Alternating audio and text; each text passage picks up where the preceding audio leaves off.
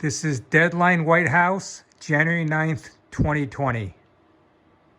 And General Qasem Soleimani. Joining us now from Capitol Hill, Democratic Congressman Ted Lieu, a member of the House Judiciary and Foreign Affairs Committees. Congressman, why was this vote, why was this debate so important today? And was it changed, was it aided by support from two Republican senators who were irate after that briefing with Trump's national security team yesterday? Thank you, Nicole, for your question. I previously served on active duty, and if we're going to put our troops in harm's way, we better have a strategy. Unfortunately, we don't have a strategy from the Trump administration. We just have impulsive and reckless decision-making by the president, and Republicans are seeing that too. It's not just Senators Rand Paul and Mike Lee. It's also Republicans in the House of Representatives. This is going to be a bipartisan vote in the House. I hadn't heard that. Who are you ready to name names? What Republicans are going to vote with Democrats to limit the president's war powers? It is my expectation that Matt Gaetz and Representative Massey will vote for this resolution as well. And that would be a big deal. And for someone like Matt Gaetz, a presidential bosom buddy, to basically co-sign this reassertion of congressional authority over acts of war feels like a significant moment in the Trump presidency. Am I reading too much into that? I believe it would be. Let's see when the vote happens and make sure he delivers. But you have a number of Republicans who believe in the principle that it is Congress that has the power to declare war. That's what it says in the Constitution, and that's what this war powers resolution is. It's the House of Representatives reclaiming our war powers back from the executive branch. You know, I have to ask you, before he retired, Senator Bob Corker actually sought to limit some of Donald Trump's nuclear authority as president, and he was very vocal. He said publicly that Donald Trump hadn't displayed the competence for the job that he had. He described the West Wing as an adult daycare facility, publicly and privately bemoaned the departures of Secretary of State Rex Tillerson, was very close to H.R. McMaster and Jim Mattis.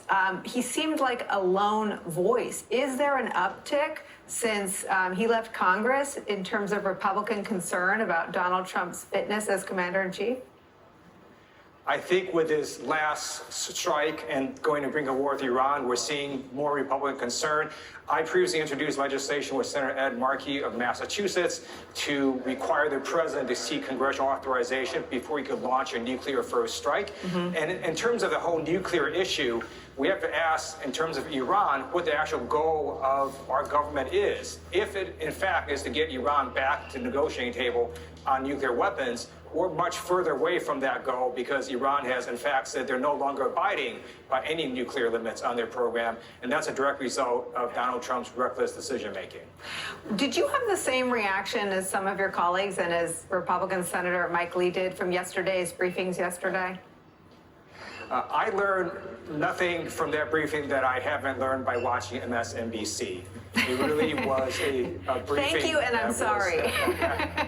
Was little on substance, and I agree with Senator Lee that the briefers need to do more than say, trust us.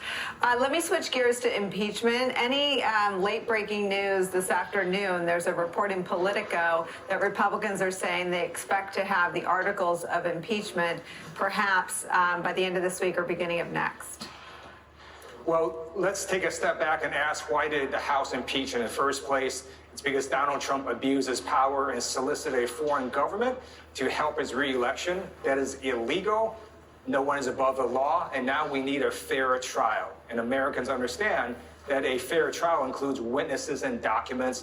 That's all we want the Senate to do, and it's our hope that Mitch McConnell will put out rules that allow for witnesses and documents. He's announced that he has the support for the rules, whatever they are, whatever sort of, I think a lot of people are concerned that they won't produce either of those things, neither witnesses nor documents. What leverage do you have to get those two things? We have at least six Republican senators in very vulnerable states. They have a hard re-election. I'd like to see them vote for a rule that says we're not going to have any documents or witnesses. That would be a sham trial. It would be a farce. And also would be unfair to the president because the American people understand that was not a real trial.